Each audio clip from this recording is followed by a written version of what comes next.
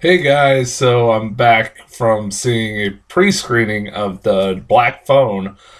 First off, I want to say thank you to everybody who's responded to my review last week, my return.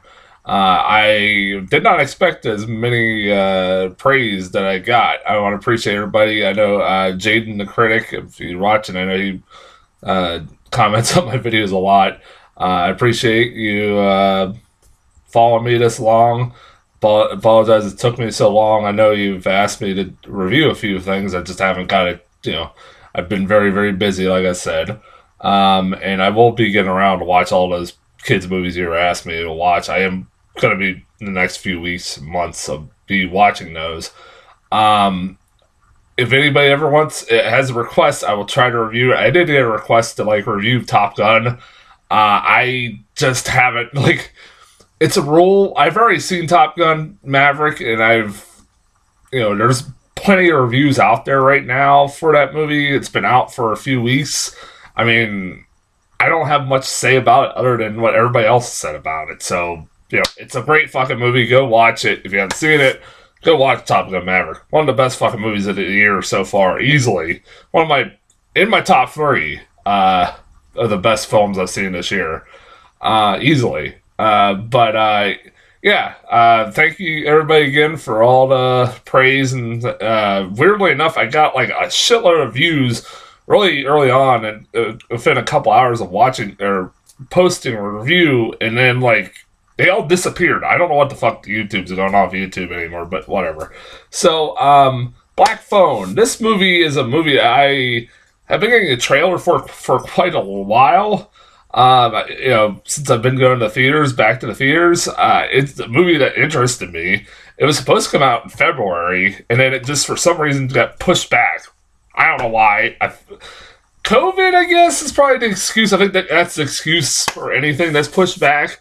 But yeah, I was looking forward to it. And I was happy it was coming out, finally coming out this weekend. And yeah, it's a pretty fucking solid horror movie. It's not flawless, but I really enjoyed the hell out of it. Um, Ethan Hawke, as figured, was probably the best part of this movie. His performance is fantastic as this deranged serial killer is also, a child kidnapper who just it's a performance I always can appreciate and always requires a really good actor to pull off, because the whole movie, if you don't know, he's wearing a mask the whole fucking movie. That mask you see in the trailer, there's variations of it. You see like the top of his face. There are a couple seconds here and there where you do see his actual face, but the whole fucking movie he's acting with the mask on. That takes talent. And goddamn is he creepy in this movie. It's like Pennywise the clown esque creepy.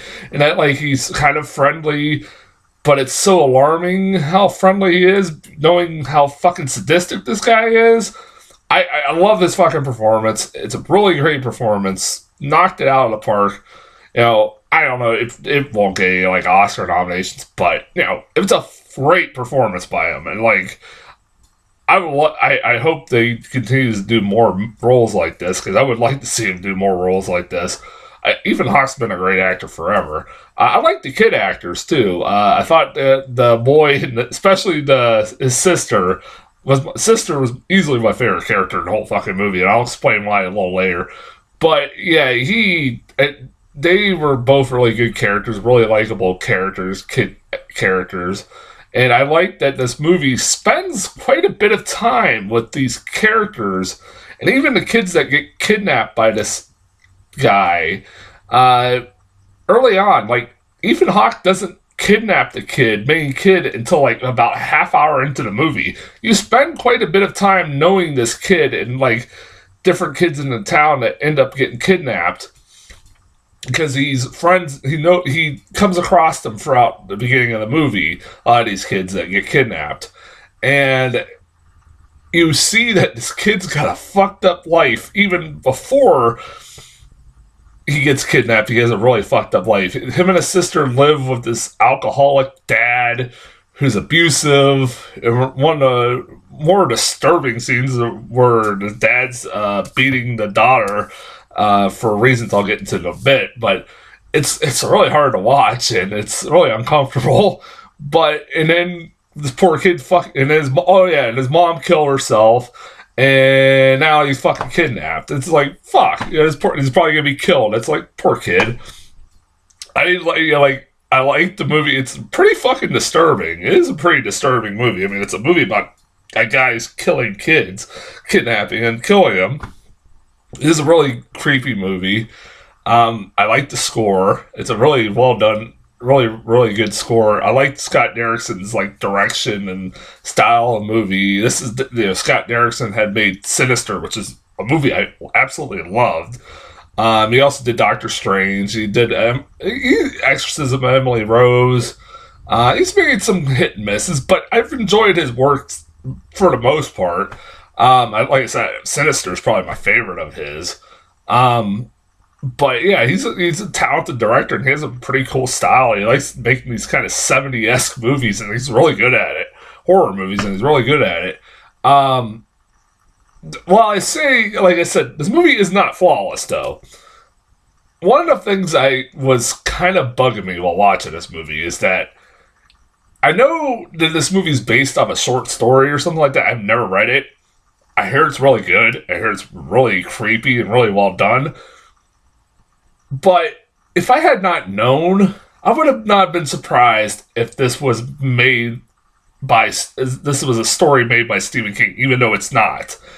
Because this movie is like a Stephen King-esque story. In all the good ways and all the bad ways.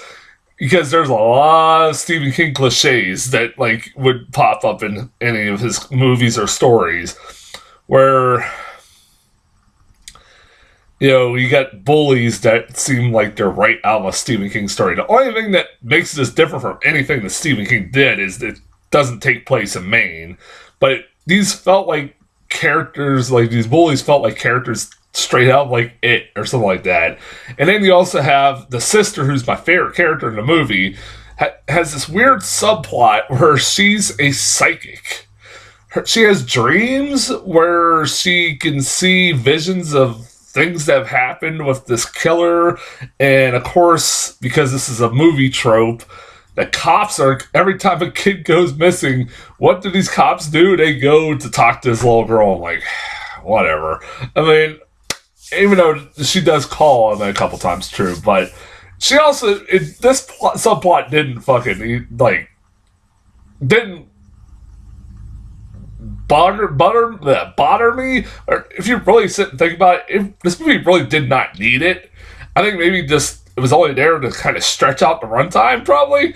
Honestly, you could probably cut 20 minutes out of this movie and it'd probably still a really good fucking movie. I'm going to easily cut this because it really was not necessary. Yeah, she's trying to help her find her brother, but yeah, it's not really necessary. But why I don't get mad about it is because really get that bothered by it and not this doesn't ruin the movie for me is because I love this character. This girl is hilarious. She calls the cops at one point a couple of fucking fart knockers. That's what she said. She called them fart knockers. I have never heard anybody call somebody a fart knocker since Beavis and Butthead.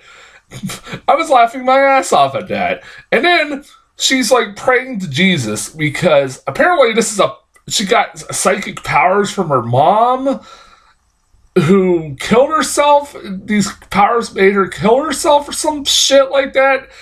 That was really random. But it does result in my favorite thing where she keeps praying to Jesus. Yeah, it's kind of like a religious movie at some points where she keeps praying to Jesus to help him, or have him give her more visions to help save her brother. And it results in my favorite scene in the whole movie where she does a final prayer and she's all very frustrated because she can't understand her visions, and she just opens her prayer by saying, "What the fuck, Jesus? I died in the theater when she said that. I cried laughing.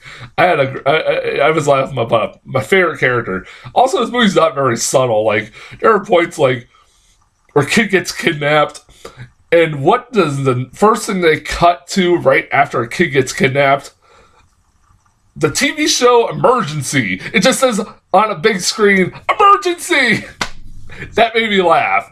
And then there's one even worse, where one of the kids is explaining, like, how he got kidnapped and his backstory. And when they cut to this flashback, the first thing you see is a convenience store he's in called Grab and Go. That made me laugh. I was like, that had to be on purpose. That made me chuckle. I will say this. This movie has a fucking great payoff. The payoff alone is great. And a lot of, like, it's a payoff that is set up very easily. And, like, a lot of things that were very small things that were introduced in the beginning come into play at the very end. And it's fucking great. I love the fucking payoff of this movie. I'm not going to spoil it, but it's great. It is really good.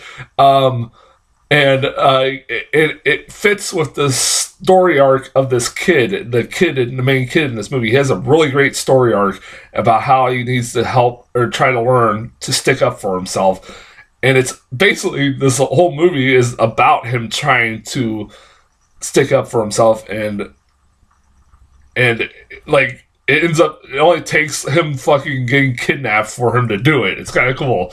It has a great, like I said, that payoff is great.